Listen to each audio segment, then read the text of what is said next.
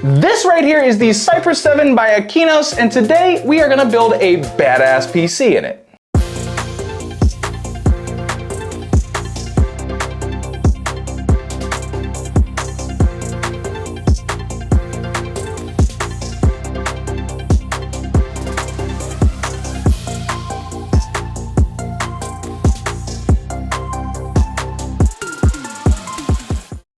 For a case that isn't the aquarium style case that's so popular right now, this thing actually has quite a bit going for it, like this genuine wood paneling up here in the front. It comes with 4 included 120mm fans. It has the ability to add 2 additional 120mm fans, a radiator, or an AIO to the back wall here. It has a perforated base to allow for fresh air into the PC. It has space for a 360mm AIO or radiator up top. Oh, and this really cute door here, in case you wanted to get into your computer and just start touching stuff. Now, visually, I love it. I think that this case looks fantastic, but how on earth am I gonna know if I like a PC case unless I build a PC in it? So, gosh darn it, that's what we're about to do. Let's go ahead and let's build a PC in it.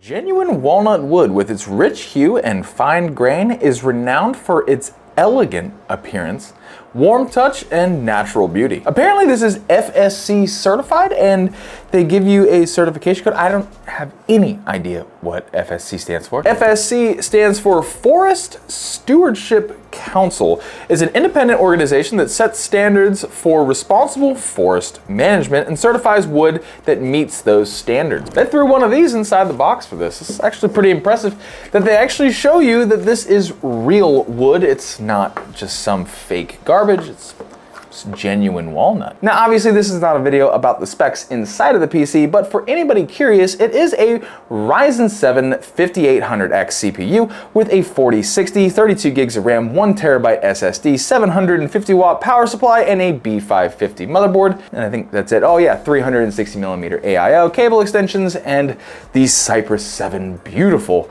genuine wood case. Now, I'm gonna be honest, I definitely think the play was the black and orange accents. I think this is like the right amount of RGB. It's not overkill, it's just a little bit to kind of draw a little bit of attention to the build, and definitely highlights this case's finer features. So now we're gonna get down to the nitty gritty. This is actually not the design concept that I originally had for this system. I had to make some adjustments on the fly due to the layout of the motherboard and the case, and it just kind of all worked out to where this is the design that we went with. Now, I wasn't originally going to put the two 120mm fans on the back wall here. I was gonna leave that blank, and I was gonna take the original 3 included 120mm fans that they had for intake up here at the front, and I was gonna put them down here at the bottom. But the first problem that we ran into is that you can only put 2 fans down here at the bottom. You can't put the 3rd fan. Now, what I'd love to see is maybe some kind of like detachable piece here so that I could add that 3rd fan in if I really wanted to have 3 fans down here at the bottom, because I think it would look a little lopsided with 2 fans. Now, regardless of the fact that you can only put 2 fans down here at the bottom, that was still the design plan that I was going to go with, because I really wanted fresh air being drawn in through this bottom port here and up and into the graphics card. But unfortunately, with this B550 Tomahawk motherboard, the USB 3.0 header is down here at the bottom, and it sticks out way too far, and I can't get a fan down here. So if this was a case that you were planning on picking up, please make sure that your motherboard has the USB 3.0 up here on the side. Now, if you're not planning on putting fans down here at the bottom, then it doesn't matter anyways, it works just fine. But if your plan for this PC would have been to put fans down here at the bottom, just make sure that you buy the appropriate motherboard and you won't have any issues. Now, when it comes to the fan configuration up here in the front, I'm not 100% sure that that is the appropriate way to go about things. Now, I didn't want to make these 2 back 120 fans an exhaust, because then it would have just been cold air coming in and immediately getting exhausted from the case, which serves no purpose and it doesn't benefit us in any way at all. So what I did instead was make these intakes. Now, that's intakes being pushed against intakes, and is probably creating some form of turbulence inside here, but regardless, it is bringing in a pretty decent amount of air, because the GPU temperatures that we're getting in here are phenomenal. The CPU temperatures are great, so the computer is running fantastic. I just feel like maybe the better path would have been to do a 240mm AIO, put it up on this back wall here, and then set it to exhaust, so that way fresh air is coming into the case and immediately getting sucked into your radiator, which will cool off your CPU and provide better cooling. Now, that could be the better way to go about it, but I really wanted to see what it would look like with fans on there anyways, so I mean, it all kind of worked out in the end. So here's something that I ran into when I was building in this case. The 360mm AIO in here is a very tight fit. And the original build plan for this was I was going to put these 140mm fans on the inside of the case to provide more, distance from the front of the case to maybe capture some more airflow. But when I did that, you cannot fit the 360mm AIO. So if this was a case you were looking at, you want to keep the fans on the outside of the case if you're putting a 360mm AIO, just so that it fits properly, because it is very snug. So here's something, and this is me being extremely picky.